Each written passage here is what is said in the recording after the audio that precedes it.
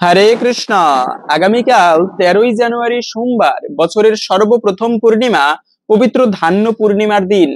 বছরের দ্বাদশ পূর্ণিমার মধ্যে একটা শ্রেষ্ঠ পূর্ণিমা হচ্ছে এই ধান্য পূর্ণিমা তিথি। খুবই শুভ একটি দিন। এই দিনে বাড়িতে কিছু করেন কিংবা না করেন, মাত্র একটি ফল দিয়ে সামান্য এই কার্যটি করুন। এতে সংসারের দারিদ্রতা দূরীভূত হবে, জীবনে ধনপ্রাপ্তি হবে। একটা বিশেষ প্রসঙ্গ আজকের এ পর্বে আমরা জানার চেষ্টা করব। পাশাপাশি শাস্ত্রে এই পূর্ণিমার বিশেষ মাহাত্ম্য কথা বর্ণনা করা হয়েছে।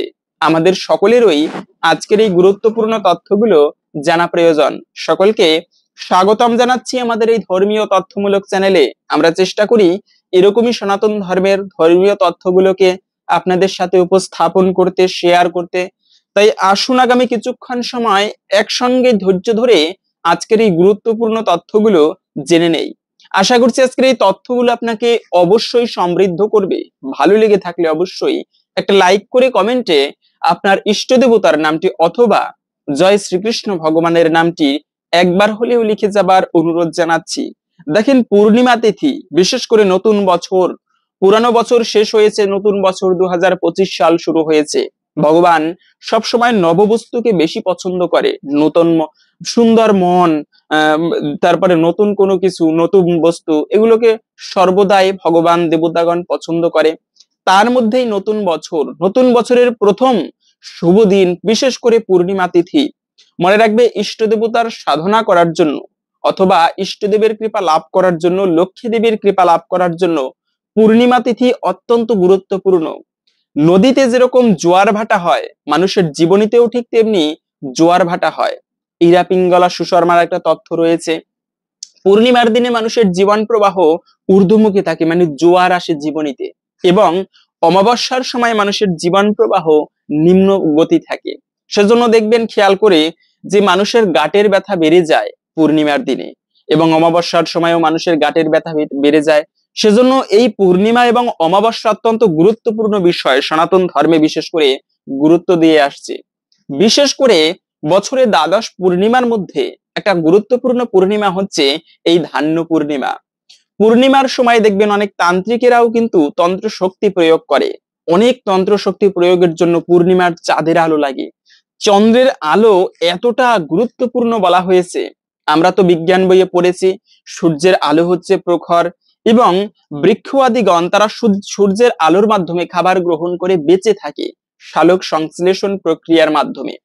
কিন্তু এই চন্দ্রের আলো কেন এতটা গুরুত্বপূর্ণ? কেননা চন্দ্রের আলো হচ্ছে স্নিগ্ধ, এবং যে স্থানে চন্দ্রের আলো ভালো পড়ে, মানে পূর্ণিমার আলো ভালোভাবে পড়ে, ওই স্থানে শস্য দানা ভালো হয়, শস্য ভালো হয়, ফলাদি ভালো হয়।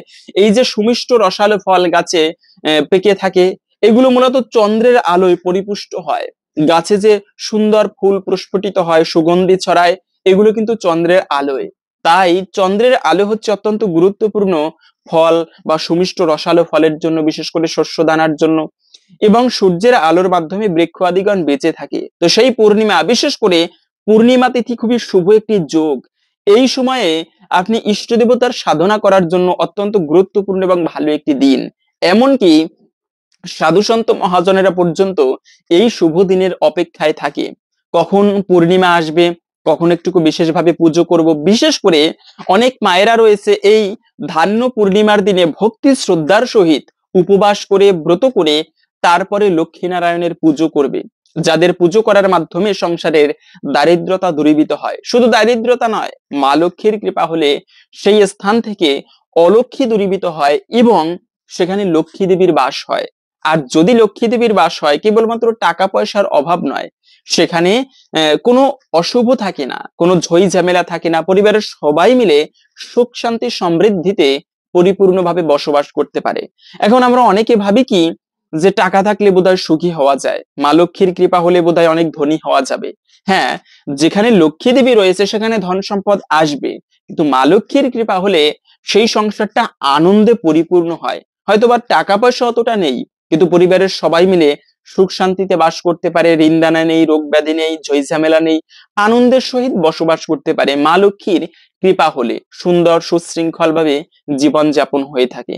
সমুদ্র মন্থন যখন করা হচ্ছিল, কথা প্রসঙ্গে আসলো তাই বলতেছি, যে এই যে আপনারা ভাগবতে পাবেন বা পুরাণে পাওয়া যায় যে সমুদ্র মন্থন করা হচ্ছিল দেবতা এবং অসুরের মধ্যে যুদ্ধ হয়ে, তারপরে আহ, তখন মা লক্ষ্মী হচ্ছে সমুদ্রে ডুব দিয়েছিল ভগবান বিষ্ণুর সাথে অভিমান করে, এবং ভগবান বিষ্ণু দেবতাদেরকে পরামর্শ দিয়েছিল তোমরা অসুরের সাথে মানে চুক্তি করে তারপরে সমুদ্র মন্থন করো, সেখান থেকে অমৃত উঠে আসবে। তো তখন সমুদ্র মন্থন করা যখন হচ্ছিল অনেক কিছু উঠে আসতেছিল, হাতি আসতেছিল উঠে, ঘোড়া ও অমৃত এসেছিল, হলাহল বিষ উঠে এসেছিল। তো ওই সময় কিন্তু মা লক্ষ্মী উঠে এসেছিল সেই সমুদ্র দেবের থেকে, এই জন্য সমুদ্র দেবতা হচ্ছে মা লক্ষ্মীর পিতা বলা হয়েছে। এই লক্ষ্মী দেবী উঠে আসার আগে অলক্ষ্মী এসেছিল সেখানে। অলক্ষ্মী দেবী হচ্ছে কিন্তু লক্ষ্মী দেবীর দিদি বা বোন। এই অলক্ষ্মীর অনেক বাজে বাজে গুণ রয়েছে, সে অনেক বেশি বেলা করে ঘুমায় অলক্ষ্মী, তারপরে চুলগুলো ছাড়া রাখে, শৃঙ্গার করে না। মায়েদের আমরা অনেক সময় টিটকারি করে থাকি, বেশি সাজুগুজু করে মায়েরা, কিন্তু টিটকারি করা উচিত নয়। শাস্ত্রে বলা আছে মায়েরা শৃঙ্গার করবে, সাজুগুজু করবে, এটা মায়েদের একটা অঙ্গ বলা হয়েছে। কেননা সাজুগুজু যদি না করে তবে সেক্ষেত্রে শোভা পায় না। মায়েদের বলা হয়েছে শৃঙ্গার করবে, সাজুগুজু করবে, কিন্তু অলক্ষ্মী ও সাজুগুজু করে না, একেবারে উস্কো খুস্কো অলক্ষ্মীর মতো থাকে। সব সময় জুতো পায়ে দেয় না, মানে পরিষ্কার পরিচ্ছন্নতা ভাবে থাকে না, ঘর গোছানো রাখে না, চিৎকার চেঁচামেচি করে, উচ্চ ভাষায় কথা বলে। মায়েদের কিন্তু এটা কখনো শোভা পায় না, উচ্চ স্বরে কথা বলা, উচ্চ ভাষায় কথা বলে অলক্ষ্মী। তো এই অলক্ষ্মীকে প্রথমে লক্ষ্মী দেবী আবদার করেছিল, ভগবান যখন সেই সমুদ্র মন্থনের থেকে লক্ষ্মী দেবী উঠে এসেছে, তখন ভগবান যখন লক্ষ্মী দেবীকে আনতে গিয়েছে, লক্ষ্মী দেবী বলেছিল প্রভু আমার দিদি অলক্ষ্মী রয়েছে, তার যতক্ষণ পর্যন্ত বিয়ে না হবে ততক্ষণ পর্যন্ত আমি তোমার সাথে যেতে পারি না। তো তখন ভগবান বিষ্ণু বুদ্ধি করে সেই লক্ষ্মী দেবীকে একজন মুনির সাথে বিবাহ দিয়েছিল। এবং এর পরবর্তীতে তার মানে হচ্ছে, এটা বলার উদ্দেশ্য হচ্ছে যদি অলক্ষ্মী থাকে সেখানে কিন্তু মা লক্ষ্মী অবস্থান করে না। কেননা অলক্ষ্মী হচ্ছে নোংরা, মানে অলক্ষ্মী বলতেই সে বেশি ভালো নয়, আর যেখানে ভালো নয়, পরিবেশ গোছানো নয়। আপনি লক্ষ্মী পুজো করেন বছরের একদিনে, কিন্তু পরিবেশটা গোছানো নয়, সবসময় ঝগড়া চিৎকার চেঁচামেচি লেগে থাকে, শাস্ত্রের নিয়ম পালন করা হয় না, সেখানে কিন্তু লক্ষ্মী দেবী কখনো অবস্থান করে না। এই পূর্ণিমা তিথি মনে রাখবে ভগবান বিষ্ণু এবং মা লক্ষ্মীর অত্যন্ত প্রিয় দিন। প্রথমেই বলে দিচ্ছি যারা সংসারের দারিদ্রতা দূরীভূত করতে চান তাদেরকে বলবো আপনারা এই কার্যটি করতে পারেন। তা হচ্ছে প্রতি পূর্ণিমার দিনে আপনারা ভক্তি শ্রদ্ধার সহিত মা লক্ষ্মীর পুজো করবেন। শুধুমাত্র লক্ষ্মী পুজো নয়, লক্ষ্মী এবং নারায়ণ দুজনেরই পুজো করা উচিত। যুগল মূর্তির উপাসনা যারা করে এরা হচ্ছে সর্বশ্রেষ্ঠ উপাসক। এই যুগল মূর্তির পূজা করা উচিত। বিশেষ করে শাস্ত্রে বলা আছে ভগবান শ্রীকৃষ্ণের তিনটা দিন অত্যন্ত প্রিয়। একটি হচ্ছে জন্মাষ্টমী ব্রতের দিন, দ্বিতীয়ত হচ্ছে কেননা জন্মাষ্টমী ব্রতের দিনে ভগবান স্বয়ং এই পৃথিবীতে আবির্ভূত হয়েছিলেন, সুতরাং ওই দিনটা ভগবানের অত্যন্ত প্রিয়। দ্বিতীয়ত হচ্ছে একাদশী ব্রতের দিন, ভগবান নিজে ঘোষণা করেছেন যে ভক্ত একাদশী ব্রতের দিনে ভক্তি শ্রদ্ধার সহিত আমার ব্রত করে আমার পুজো করবে তার জন্মান্তরের পাপরাশি ভস্মীভূত হয়ে যাবে এবং সে ব্যক্তি আমার অত্যন্ত প্রিয় হবে। তো একাদশী দেবীকে এতটা পছন্দ করে বা ভালোবাসে ভগবান। তৃতীয়ত হচ্ছে পূর্ণিমা তিথি, আরে যে রাস পূর্ণিমায় ভগবান সমস্ত ব্রজগোপীদের কৃপা করেছিল। আমরা হচ্ছে কি এই রাসলীলাকে আমরা বিকৃত ভাবে উপস্থাপন করি। প্রকৃত ভগবান রাসলীলা করেছিলেন অষ্টম বছর বয়সে, 8 বছর বয়সে। সেখানে কখনো কোনো ব্যক্তির কামের ভাবের উদয় হয় না, কোনো ব্যক্তির কোনো বিকার হয় না। এই যে ব্যাসদেব তার পুত্রকে, ব্যাসদেবের পুত্র ছিল 16 বছরের মতো দেখতে, 12 বছর বয়সী যুবক। সেই ব্যাসদেবের পুত্র রাস্তা দিয়ে হেঁটে যাচ্ছিল, তখন ব্যাসদেব তিনি, আপনারা যারা ভাগবত জানেন তারা এই কাহিনীটি জানবেন। আমরা ভিডিওর মূল প্রসঙ্গ জেনে নিচ্ছি। এই পূর্ণিমার দিনে যে ফল দিয়ে, সামান্য একটি ফল দিয়ে যে কার্যটি করবেন, তবে কথা প্রসঙ্গে আসলে এই তথ্যগুলো আমাদের জানা প্রয়োজন। ব্যাসদেব তার পুত্রের প্রতি মোহিত হয়ে হা পুত্র বলে ধাবিত হচ্ছিল, এবং যাবার সময় ব্যাসদেব হচ্ছে ভগবানের শক্তাবেশ অবতার। ভগবানের 6 প্রকার অবতার রয়েছে, শক্তাবেশ অবতার, লীলা অবতার, যুগ অবতার, মন্বন্তর অবতার, পুরুষ অবতার, এরকম করে 6 প্রকার অবতার। যেমন ভগবান শ্রীকৃষ্ণকে বলা হয় লীলা অবতার, রামকে বলা হয় মর্যাদা পুরুষোত্তম অবতার, তারপরে হচ্ছে যুগের অবতার রয়েছে, মন্বন্তরের অবতার রয়েছে। তো শক্তাবেশ অবতার হচ্ছে ব্যাসদেব। এই ব্যাসদেব পুত্রের প্রতি মোহিত হয়ে যখন ধাবমান হচ্ছিল, তখন কিছু বৃক্ষাদিগণ তারা বলতেছিল, হে ব্যাস, কাকে তুমি পুত্র বলো? আরে না পুত্র, জগতে কেউ কারো পিতা নয়, কেউ কারো মাতা নয়, কেউ কারো স্ত্রী নয়, ন পিতা ন মাতা তস্য ন ভার্যা ন সুতোদয়। মানে পিতা বলে কেউ নেই, মাতা বলে কেউ নেই। আজকে তুমি যাকে পিতা বলে ডাকতেছো, বাবা বলো, সে ব্যক্তি মৃত্যু হলে কোথায় যাবে তোমার পিতা? পরের জন্মে আবার দেহ পাবে। তুমিও এত জ্ঞানী হওয়া সত্ত্বেও তুমি পুত্রের প্রতি মোহিত হচ্ছ। তারপরে কিছু দূরে গিয়ে কিছু নারীগণ, মানে স্বর্গের অপ্সরাগণ, তারা উলঙ্গ হয়ে স্নান করতেছিল। ওই সময় সবাই এরকম স্নান করত। তো ব্যাসদেবের পুত্র 16 বছর বয়সী যুবক হেঁটে যাচ্ছিল, কিন্তু সেই নারীগণ তাদের মানে সেই সুখদেব গোস্বামীকে দেখে তাদের লজ্জা অঙ্গ মানে ঢাকেনি। যখনই ব্যাসদেবকে দেখেছে, তারা শাড়ি দিয়ে, কাপড় দিয়ে নিজের গোপনাঙ্গ ঢাকতেছিল। তখন ব্যাসদেব তাদেরকে বলল, দেবী একটা প্রশ্ন করব? হ্যাঁ বলুন। ব্যাসদেব প্রণাম করলো, যে দেখো তোমরা, আমার পুত্র হচ্ছে 16 বছর বয়সী যুবক, তাকে দেখে তোমরা গোপনাঙ্গ মানে বস্ত্র দিয়ে লুকাওনি, কিন্তু আমাকে দেখে এরকমটা করলে কেন? আমি তো মহাজ্ঞানী, আমি এরকমটা কখনো করতে পারি না, অধর্ম। তখন সেই স্ত্রীগণ বলেছিল, অপ্সরাগণ, তোমার পুত্র হচ্ছে পরমহংস, সে বাচ্চার মতো, বাচ্চার যেরকম, কোনো বাচ্চার সামনে আপনারা উলঙ্গ হয়ে নৃত্য করবেন, নাচবেন, আর আপনারা কাপড় পরে থাকবেন, ওর কোনো বিকার নেই। কথাটা এইটা বলার জন্য ওই মানে কাহিনীটা বললাম। বাচ্চার সামনে যেরকম অবস্থায় থাকেন, ওর মধ্যে কোনো বিকার আসে না। ঠিক তেমনি এই ব্যাসদেব হচ্ছে বিকারহীন। তার সামনে যেরকম অবস্থায় থাকি না কেন, সে ব্যক্তির কোনো বিকার আসবে না, কিন্তু আপনার মধ্যেও বিকার আসতে পারে। তাই আমরা গোপনাঙ্গকে মানে নিবারণ, মানে ঢেকে রাখছি বস্ত্র দিয়ে। তো সেজন্য এই যে কামের উদয় হয়, মনে রাখবে, পূর্ণিমার সময় মানুষের কামনা বাসনা বা শরীরে কামের উদয় বা বিকার হয় কিন্তু বেশি। তাই বিশেষ করে এই যে পূর্ণিমাকে, পৌষ মাসের পূর্ণিমাকে ধান্য পূর্ণিমা বলা হয়, কেননা এই সময় ধানের দ্বারা লক্ষ্মী দেবীর যে পুজো করা হয়, সেই সময় তাকে ধান্য নিবেদন করা হয়, ধান। সেজন্য এই পূর্ণিমাকে ধান্য পূর্ণিমা বলা হয়েছে। আমরা সর্বপ্রথমে জেনে নিচ্ছি, এই যে আগামীকাল পূর্ণিমা শুরু হচ্ছে, তিথি মূলত কখন থেকে কখন শুরু এবং কখন শেষ হবে। অনেকে পঞ্চিকা অনুসারে জানতে চায় যে তিথিটা কখন শুরু হচ্ছে এবং কখন শেষ হবে। তো পূর্ণিমা তিথি শুরু হচ্ছে মূলত আজকে 12 জানুয়ারি রবিবার শেষ রাত 4টা 52 মিনিট থেকে, থাকবে মূলত আগামীকালকে 13ই জানুয়ারি সোমবার শেষ রাত্র 4টা 3 মিনিট পর্যন্ত। এই সময়টুকুর মধ্যে এই পবিত্র ধান্য পূর্ণিমা তিথি থাকবে। সেজন্য উদয়া তিথি মেনে আমাদের এই মানে যারা ব্রত করবেন বা যারা লক্ষ্মীর পুজো করবেন, ধান্য পূর্ণিমা পালন করবেন, তারা আগামীকালকে সোমবার 13ই জানুয়ারি পালন করা উচিত, বছরের সর্বপ্রথম পূর্ণিমা ধান্য পূর্ণিমার দিনটি। এবং এই দিনে দান করা অত্যন্ত শুভ। এটা বরাবরই আমরা দানের মহিমা বলে এসেছি। মনে রাখবে, কলিযুগে দুটি ধর্ম বিদ্যমান। এক হচ্ছে দান করা, দানে দ্রব্যেন শুদ্ধতি, দানের মাধ্যমে দ্রব্য শুদ্ধ হয়। দ্বিতীয়ত হচ্ছে ভগবানের নাম সংকীর্তন করা। এই দান এতটা গুরুত্বপূর্ণ, ভগবান দানের মাধ্যমে অত্যন্ত প্রসন্ন হয়। আর এই জগতে বলে দিচ্ছি আমরা, এটা আমরা অনেকে অন্যভাবে নিতে পারি।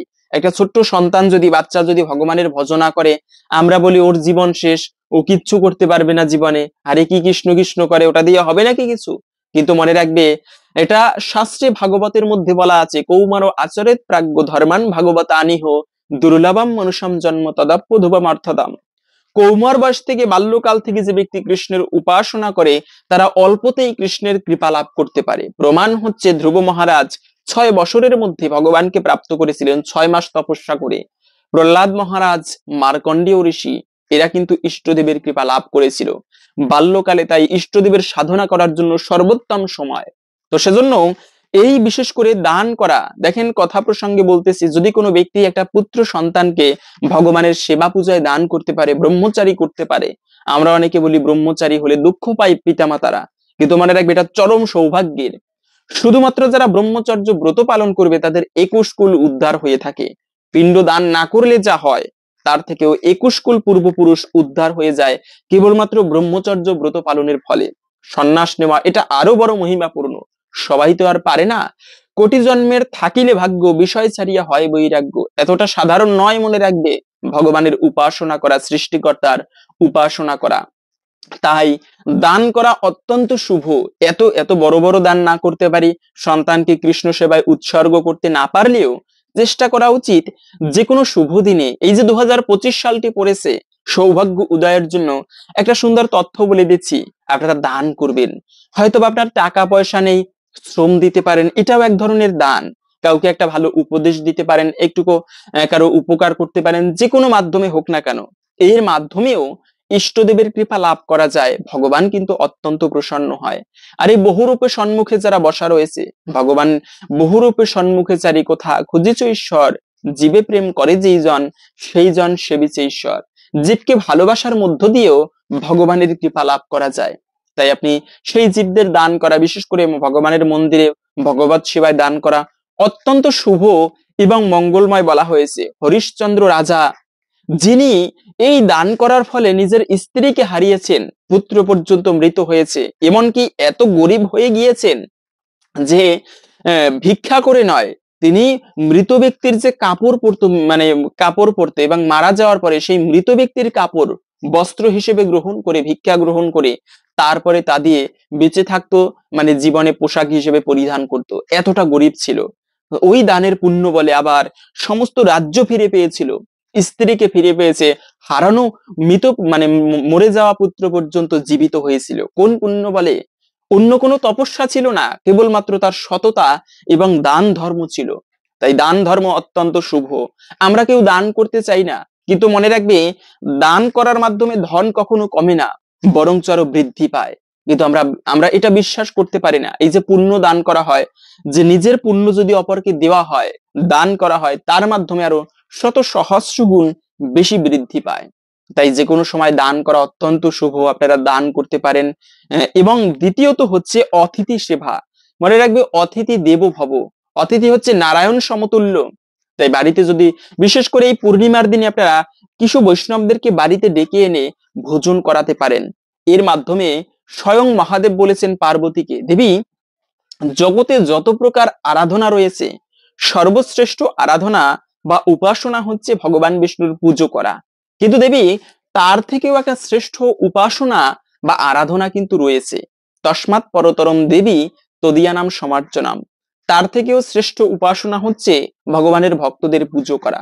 তাই কিছু বৈষ্ণবদের অতিথি হিসেবে নিমন্ত্রণ করে তাদেরকে আপনারা সেবা দিতে পারেন, ভোজন করাতে পারেন। এই বৈষ্ণব সেবার মাধ্যমে ভগবানের কৃপা সব থেকে বেশি লাভ করা যায়। তাই আপনারা এই দিনে কিছু বৈষ্ণবদেরকে বাড়িতে আনতে পারেন। এমনকি অনেক সময় হয় কি, মা লক্ষ্মীর পুজো করতে গেলে মা লক্ষ্মী স্বয়ং অতিথি রূপে সেই বাড়িতে গমন করে বা আসে, কিন্তু পরীক্ষা করার জন্য, কৃপা করার জন্য। যদি কোনো অতিথি আসে, খালি হাতে তাদেরকে ফিরিয়ে দিবেন না, কিছুটা পরিমাণ আপ্যায়ন হলে তাদেরকে করবেন। এক গ্লাস জল হলেও সেই অতিথিকে দান করবেন। কেননা কোনো গৃহস্থ বাড়ি থেকে যদি অতিথি বিনা আপ্যায়নে প্রত্যাবর্তন করে বা ফিরে যায়, তবে সেই বাড়ির শত জন্মার্জিত পুণ্য ওই অতিথির সাথে গমন করে। তাই চেষ্টা করা উচিত অতিথি সেবা করা যথাসাধ্যভাবে, এবং তীর্থ ভ্রমণ করা। এই পূর্ণিমার দিন, বছরের সর্বপ্রথম পূর্ণিমা, ধান্য পূর্ণিমার দিনে তীর্থ যাত্রা করাকেও অত্যন্ত শুভ এবং মঙ্গলময় বলা হয়েছে। তাই আপনারা এই শুভ দিনে তীর্থ যাত্রা করতে পারেন, তীর্থে গমন করতে পারেন। এটা অত্যন্ত শুভ, তীর্থ ভ্রমণ করা। তবে একটা বিষয় হচ্ছে, এই দিনে কিন্তু আমরা প্রথমে বলেছি যুগল মূর্তির উপাসনা করা, কেননা ভগবান শ্রীকৃষ্ণের অত্যন্ত প্রিয় হচ্ছে পূর্ণিমা তিথি। তো এই পূর্ণিমায় যুগল মূর্তির পুজো করা, এটা অত্যন্ত শুভ বলা হয়েছে। আপনারা রাধা কৃষ্ণের অথবা একাকী লক্ষ্মী দেবীর পুজো করতে নেই, লক্ষ্মী নারায়ণ এই যুগল মূর্তির পুজো করাকে পূর্ণিমার দিনে অত্যন্ত শুভ এবং মঙ্গলময় বলা হয়েছে। পাশাপাশি হচ্ছে, যেহেতু এবছরের সর্বপ্রথম পূর্ণিমা সোমবারে পড়েছে, তাই এই সোমবতী পূর্ণিমার দিনে আপনারা ইষ্টদেব, অনেকে আছে শিবের পুজো করে, সেক্ষেত্রে আপনারা শিবের পুজোটা ভালোভাবে করতে পারেন। এর মাধ্যমেও শিব হচ্ছে আশুতোষ, মানে অল্পতে যিনি সন্তুষ্ট হয়। একটুকু বেলপাতা, একটুকু কাঁচা দুগ্ধ দিয়ে তার পুজো করলে মহাদেব এতটা প্রসন্ন হয় যে সেই ভক্তকে কৃপা করে সহজেই। তাই আপনারা এই পূর্ণিমার দিনে মনে রাখবে, অন্যান্য দিনে ধর্ম কাজ করলে যে পুণ্য লাভ হয়, কিন্তু পূর্ণিমার দিনে সেই ধর্ম কাজ করলে তার থেকে সহস্র গুণ বেশি ফল পাওয়া যায়। তাই পূর্ণিমা তিথি এতটা গুরুত্বপূর্ণ আমাদের সনাতন ধর্মাবলম্বীদের কাছে। এবং এই শুভ দিনে কিছু কাজ ভুলেও করা উচিত নয়। তার মধ্যে প্রথমত হচ্ছে, কখনো তর্ক করা উচিত নয়। মনে রাখবে, তর্কের দ্বারা প্রকৃত সিদ্ধান্তে আসা যায় না বা গ্রহণ করা যায় না। তর্ক করা, আমরা অনেক সময় বড়দের সাথে মুখে মুখে তর্ক করি। আবার অনেক সময় এমনও দেখা যায় যে কিছু কিছু ব্যক্তি রয়েছে, বড় হলে কি হবে, তারাও ছোটদের সাথে মুখে মুখে তর্ক করে। তো এমনটা কখনোই ছোট কিংবা বড় কারোদের সাথে করা উচিত নয়। তর্ক করার মাধ্যমে কখনো ভালো মঙ্গল হয় না, এতে মেজাজটা খিটখিটে হয়, কখনো ভালো নয়। ঝগড়া করতে নেই। এই পূর্ণিমার দিনে বা যে কোনো শুভ দিনে এই কাজগুলো ভুলেও করবে না। 2025 সাল, চেষ্টা করা উচিত আমার যে খারাপ গুণগুলো রয়েছে 2024 সালে, যে আমি খারাপ কাজগুলো করেছি, যে ভুলগুলো করেছি জীবনে, মানুষ মাত্র ভুল হতে পারে, এটা স্বাভাবিক, কিন্তু দ্বিতীয়বার যেন সেই ভুলগুলো আমার মাধ্যমে না হয়, এটা অস্বাভাবিক, এটা ভালো নয়। ভুল হতে পারে, কিন্তু সেই ভুল থেকে শিক্ষা না নিয়ে আবার বারবার সেই ভুল করা, এটা হচ্ছে চরম মূর্খতা। তাই 2024 সালে কি হয়েছে সেটা 25 সালে এসে তাই নিয়ে মন খারাপ করে থাকবো, বসে থাকবো, এটা কিন্তু নয়। জীবনে উচিত সেই সেখান থেকে শিক্ষা নিয়ে নতুন বছরটা আরো ভালোভাবে যেন আমি গড়তে পারি, আমার দ্বারা যেন ভালো কিছু হয়, কোনো পাপ কাজ যেন আমি না করি। তো এই শুভ দিনে অন্তত পক্ষে কারোর সাথে তর্ক করা উচিত নয়, এমনকি ভালো কাজ করা উচিত। দ্বিতীয়ত হচ্ছে অপমান করাও ঠিক নয়, এটা আর একটা গুরুত্বপূর্ণ বিষয়। মনে রাখবে, যদি তোমার মাধ্যমে কোনো ব্যক্তি কষ্ট পায়, এতে কিন্তু জীবনে কোনোদিন মঙ্গল হয় না, বরঞ্চ অমঙ্গল হয়। একদিন না একদিন সেই কষ্টের ফল তোমাকে পেতে হবে। আজকে আমরা ভগবানকে দোষারোপ করি, আরে ভগবান সৃষ্টিকর্তা, তিনি বিচার করতে জানে না, ভগবান বিচারই জানে না, আমার প্রতি অন্যায় হয়েছে। কিন্তু মনে রাখবে, তোমার প্রতি যে অন্যায় হয়েছে তার বিচার একদিন না একদিন হবে। যা হচ্ছে হতে দাও, সৃষ্টিকর্তা তোমার ভাবনার চেয়েও অধিক বেশি ভেবে রেখেছেন, শুধু তার উপরে বিশ্বাস রাখো। একটা মনীষীর বাণী এটা। তাই সৃষ্টিকর্তার উপরে বিশ্বাস রাখো। অতি চালাক হলে সেও কিন্তু ভগবানের কৃপা প্রাপ্ত করতে পারে না। মনে রাখবে, শিয়াল অত্যন্ত চালাক প্রাণী। মানে কুকুর, কুকুর হচ্ছে মানে মূর্খের মতো প্রাণী, অতটা চালাক নয়, বোকা টাইপের। কিন্তু শিয়াল অত্যন্ত চালাক। অথচ দেখবেন মানুষ সেই চালাক শিয়াল পোষে না, পোষে কিন্তু কুকুর। কেন? কুকুরের মধ্যে সব থেকে একটা ভালো গুণ রয়েছে, কুকুর হচ্ছে বিশ্বস্ত, প্রভুভক্ত প্রাণী হচ্ছে কুকুর। তাই ভগবান চালাককে বেশি পছন্দ করে না, কৃপা করে না। ভগবান কৃপা করে একটা সরল মনের ব্যক্তিকে, যিনি সৎভাবে জীবন যাপন করে। সেজন্য কখনো কাউকে অপমান করা উচিত নয়।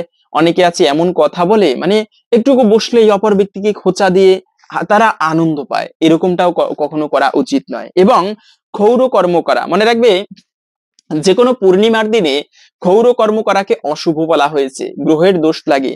যেহেতু শরীর হচ্ছে নদীর অংশ, শরীরের নদীর অংশ হচ্ছে চুল, দাড়ি, নখ, তাই এই সমস্ত বিষয় কখনো উচিত নয় এই পূর্ণিমার দিনে কাটা। এবং মাছ মাংস খাওয়া উচিত নয় যে কোনো পূর্ণিমায়, এতে পাপ হয়ে থাকে। নেশা করা উচিত নয়। এখন আমরা জেনে নিচ্ছি ভিডিওর মূল প্রসঙ্গ। এই ধান্য পূর্ণিমার দিনে সামান্য একটি ফল দিয়ে যে কার্যটি আমাদের সকলেরই করা উচিত, তবে তার পূর্বে শাস্ত্রে এই পূর্ণিমার বিশেষ মাহাত্ম্য কথা বর্ণনা করা হয়েছে।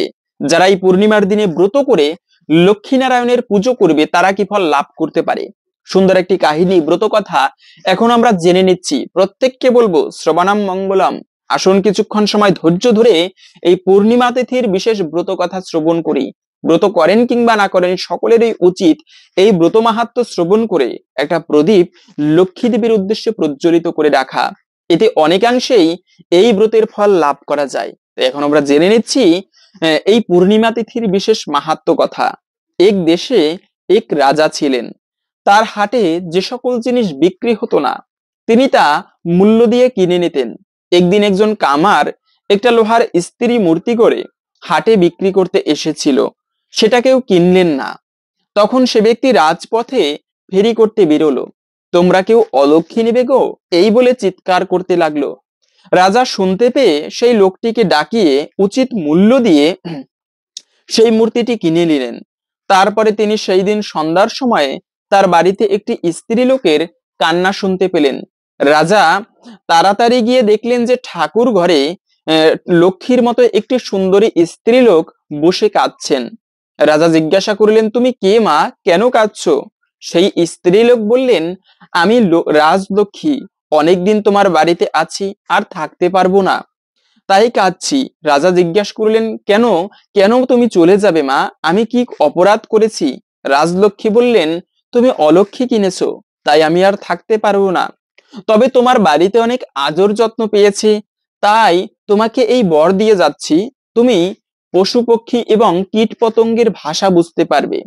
আর আমার একটা কথা স্মরণে রাখবে, মানুষের সার আচার ব্যবহার, নারীর সার দমন, ভোজনের সার ঘৃত এবং নেশির সার জাগরণ। এই বলে মা লক্ষ্মী অন্তর্হিত হলেন। রাজা আর রাত্রে নিদ্রা যান না। একদিন দেখেন একটি স্ত্রীলোক বাড়ি থেকে বেরিয়ে যাচ্ছেন। রাজা জিজ্ঞাসা করলেন, তুমি কে মা, কোথায় যাচ্ছ? সেই রমণী স্ত্রী মূর্তি বললেন, আমি ভাগ্যলক্ষ্মী, তুমি অলক্ষ্মী কিনেছো, তাই আমি আর থাকবো না। এই বলে চলে গেলেন। রাজা আরেকদিন একজন স্ত্রীলোককে বাড়ি থেকে বেরিয়ে যেতে দেখে জিজ্ঞাসা করলেন, তুমি কে? তিনি বললেন, আমি যশোলক্ষ্মী, তুমি অলক্ষ্মী কিনেছো, তাই আমি তোমায় ছেড়ে চলে যাচ্ছি। তারপরে একদিন রাত্রে একটি পুরুষ মূর্তি আর একটি স্ত্রী মূর্তি বাড়ি থেকে চলে যাচ্ছেন দেখে রাজা জিজ্ঞাসা করলেন, তোমরা কে? রমণী বললেন, আমি কুললক্ষ্মী। পুরুষ মূর্তি বললেন, আমি ধর্ম, তুমি অলক্ষ্মী কিনেছো, তাই আমরা আর থাকবো না। রাজা ধর্মকে বললেন, ধর্ম, আমি তো সত্য প্রতিজ্ঞা রক্ষার জন্য অলক্ষ্মী কিনেছি, আপনার বলেই রাজলক্ষ্মী, ভাগ্যলক্ষ্মী, যশলক্ষ্মীকে বিদায় দিয়েছি। কুললক্ষ্মীও ইচ্ছা করলে যেতে পারেন, কিন্তু আপনার কোনো মতে যাওয়া উচিত নয়, কারণ আমি তো আপনার মর্যাদা মানে ধর্মের মর্যাদা কখনো নষ্ট করিনি। যে সত্য ধর্ম পালন করে তাকে কখনো ত্যাগ করতে নেই। কুললক্ষ্মী চলে গেলেন, রইলেন কেবল ধর্ম। রাজা যখন যা আহার করতে বসেন, তখন অনেকগুলি পিঁপড়ে এসে পাতের চারকাশে জমা হয়। প্রতিদিন এরূপ হয়। রাজার অবস্থা দিন দিন খারাপ হতে লাগলো। একদিন রানীকে বললেন, দেখো আজ আমার কোনো তরকারিতে ঘি দিও না, ভাতেও ঘি দিও না। রানী রাধুনীকে ঘি দিতে বারণ করলেন কোনো খাবার জিনিসে। রাজা আহারে বসলেন। সেই সময়ে অনেকগুলি পিঁপড়ে এসে পাতের কাছে ঘোরাঘুরি করতে লাগলো আর পরস্পর বলা বলি করতে লাগলো যে, দেখো ভাই, রাজা অলক্ষ্মী কিনে একেবারে গরিব হয়ে গিয়েছে, আর ঘি পর্যন্ত খেতে পায় না। রাজা কথাটি শুনে হে হে করে হেসে ফেললেন। রানী বললেন, মহারাজ, আপনি হাসলেন কেন? রাজা বললেন, সে কথা তোমায় বলবো না, বললে আমি মরে যাব। রানী বললেন, না, আপনাকে বলতেই হবে, আমি কোনো মতেই ছাড়বো না। রাজা বললেন, তুমি যদি আমায় না চাও, কেবলমাত্র এই কথাটি জানতে চাও, তবে চলো গঙ্গার তীরে, যদি মৃত্যু হয় সেখানেই হবে। এই বলে রানীকে সঙ্গে নিয়ে গঙ্গার তীরে গেলেন রাজা। গিয়ে আবার বললেন, রানী, তুমি আমায় চাও না এই কথাটি জানতে চাও? রানী ভাবলেন, একটা কথা বললে রাজার মৃত্যু হবে, এ হয় নাকি? তাই রানী বললেন, মহারাজ, আমি কথা জানতে চাই। সেখানে একটা ছাগল আর একটি ছাগলি চড়ছিল, আর গঙ্গার মাঝখান দিয়ে একটি ঘাসের বোঝা ভেসে যাচ্ছিল। ছাগলি ছাগলকে বলল, ওই ঘাসগুলো আমায় এনে দাও না, আমি খাই। ছাগল বলল, আমি তোমার জন্য জলে ডুবে মরি আর কি। হ্যাঁ, আমি তো রাজার মতো বোকা নই।